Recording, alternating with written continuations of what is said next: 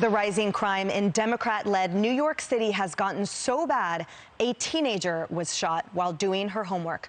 The 15-year-old was shot in the leg while studying inside her home in Queens when a stray bullet whizzed through her front door. And she told the New York Post she's not even shocked that she became a victim of the city's soaring crime rate. Maybe this is why. Just this week, we've seen horrific video of a man just opening fire on a Brooklyn street in broad daylight. Video of a woman violently pushed onto the subway tracks. And this extremely hard to watch video of a man sucker punched so hard, he later died. Meantime, Mayor Eric Adams was partying with celebs at the Tribeca Film Festival on Wednesday. Probably not a good look when critics blast the mayor for seeming to spend about as much time painting the town as governing it. Kayleigh, your thoughts? Yeah, Eric Adams, when he took office, one of the things he said is when a mayor has swagger, the city has swagger. Well, it does not feel like New York City has swagger right now. The New York Post was pointing out a poll. This poll found out, a Spectrum News poll, that 53% of New Yorkers think Adams has style. Okay, great. 29% approve of his job performance. I can't even say this with a straight face. And they say he's an improvement over de Blasio. That's a very, very low bar.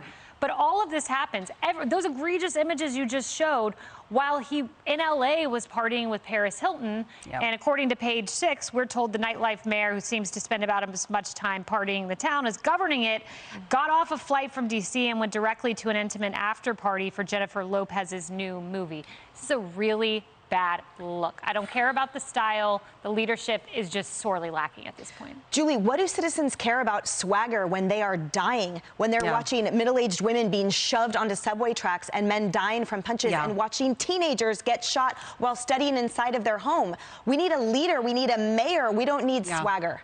Well, first of all, the New York City residents were dying to get de Blasio out, and you know who was dying for him to get out faster were the cops. So the NYPD could not wait to see that loser out of office. So he's finally out, and we got Eric Adams, who's basically going and, you know, hanging out with J-Lo, when instead he should actually go down into the subways where we have the highest crime that we have seen in this city in decades. Okay, the subway is literally just a homeless shelter for crime. That's what it is. And so not once have we seen him actually go down in the subways and try to resolve where the crime is starting. That's where it's starting. J-Lo is not riding the subways. Let me just tell you, she is not riding the subways. This is where you belong, not at these black tie events, which, by the way, ironically, I was at a black tie event a couple weeks ago, Bill Hemmer and I both, at the Friars Club, and guess who was there?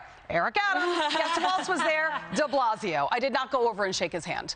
I did want to trip him, but I didn't. I was on my best behavior because I was on one crutch, so I was like, I'm disabled. That's your option. Jason, this horrible trend is throughout the country, right? We've seen, for example, San Franciscans step up with their vote. They recalled the district attorney, Chisa Boudin, this week, which was really exciting for those of us from the Bay Area. But the reality is that a lot of damage has been done, right? Because there are people that have been killed. There are crimes that have been unprosecuted. There are victims of that crime, including that we have spent a lot of time talking about, which is that the Walgreens that closed, the CVS's that close, which are a food source, a medicine source for vulnerable communities like the elderly and the underserved. So in a way, you could say this might be too little, too late, but the reality is that it is in existence in every Democrat-led city throughout this country. It is an honor and a privilege to serve. And you had one of the worst mayors in the history of New York City in de Blasio. No doubt about that. But when you come in, you got to set the tone and you got to set the priorities. And partying and going out with the celebrities should not be on your top 20 list. You should be out there getting out.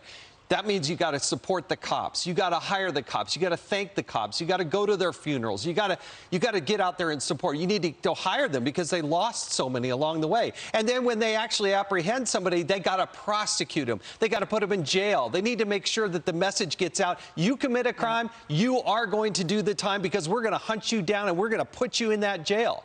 But that's not the message that anybody that's being conveyed out there. You want that person who is a good, law-abiding citizen to be able to walk down the street and not have to think twice about it. You want that 14-year-old girl who's going to go to school to feel like, this is a safe place for me. But this city has not done that. And Adams is turning out to be a total disaster. De Blasio Part 2. That's right. And Kat, you know what worries me? I'm Sicilian, and Russell Shorto wrote about the island of Sicily that essentially in like 2 years, like a few years, the government succeeded in essentially bringing the island to ruin. And he said they did in a short time what centuries of invaders couldn't, which was bringing the people to despair, unable to pull back from that point. And what worries me about the current situation is that in a really short period of time, it seems that we've hit a rock bottom with crime in all of these cities, right? And I worry how long it will take us to recover from what happened so quickly. I certainly do too, especially because, you know, we can't move, you know, and I've always wanted to live in New York my whole life. I was like, I'm going to grow up and live in New York. And now I do it. I'm like, man, I don't like it here.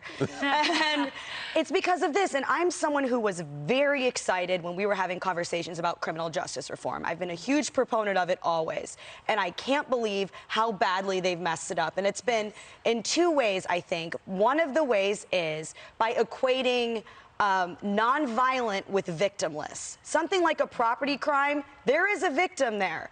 And the other thing, which really blows my mind, is leniency for people who do commit violent crimes. I mean, treating armed robbery as if it's a misdemeanor, I'm sorry, but armed robbery is a very serious thing. And yeah, you should be going to jail for armed robbery. These are not the people we should be having compassion for, violent criminals. And as long as we continue to do that, things are going to get worse. And again, we can't move.